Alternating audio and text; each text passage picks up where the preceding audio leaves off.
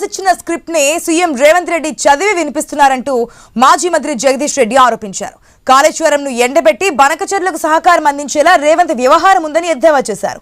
Kannepalli pump house ను ప్రారంభించి ఉమ్మడి నల్గొండ జిల్లాకు కాళేశ్వరం జలాలు అందేలా మంత్రి ఉత్తమ్ చొరవ తీసుకోవాలని డిమాండ్ చేశారు. లేదంటే రైతుల నుంచి తిరుగుబాటు తప్పదని జగదీష్ రెడ్డి హెచ్చరించారు. ఇది పూర్తిగా చంద్రబాబు నాయుడు గారు ఉపన్యాసాన్ని కొనసాగింపేటటువంటి కాదు, తెలంగాణ ప్రజలకు ద్రోహం చేయడం తప్పేటువంటి కాదు. చంద్రబాబు నాయుడు గారు ఏదైతే నేను బనకచెర్ల కట్టి తీర్థాన్ని పునరుద్ఘాటించిందో, అవును మీరు దాన్ని కట్టుకోవచ్చు, మా కాళేశ్వరం లేదు కాబట్టి అక్కడ నీళ్లు ఉన్నాయని చెప్పే పద్ధతుల్లోనే తెలంగాణ ముఖ్యమంత్రి రేవంత్ రెడ్డి గారు మాట్లాడారు. వాస్తవానికి గోదావరిలో నీళ్లు లేవు, పక్క రాష్ట్రం మనం దోపిడీ చేయడానికి ప్రయత్నం చేస్తుంది, మేము అడ్డుకుని తీర్థమని చెప్పాలి వాస్తవానికి. కానీ చంద్రబాబు నాయుడు గారు రాసిచ్చిన ఉపన్యాసం చదివి మళ్ళీ కేసీఆర్ గారిని తిట్టి కూడగట్టుకుంటుందని చెప్పేసి అనుకుంటున్నాను. కానీ నువ్వు చేస్తున్న ద్రోహం తెలంగాణ ప్రజలకు తెలుసు. గోదావరిలో చుక్క నీళ్ళు కూడా లేవు, ఇవాళ ఎక్కడిది బనకచెర్లకు అనుమతి అని చెప్పి మాట్లాడాలి. వస్తాను లేదు, ఆస్వాదం వినపడతలేదు. కాళేశ్వరం లేదు అని చెప్పడం అంటే కేవలం బనకచెర్ల కొరకు మాత్రమే.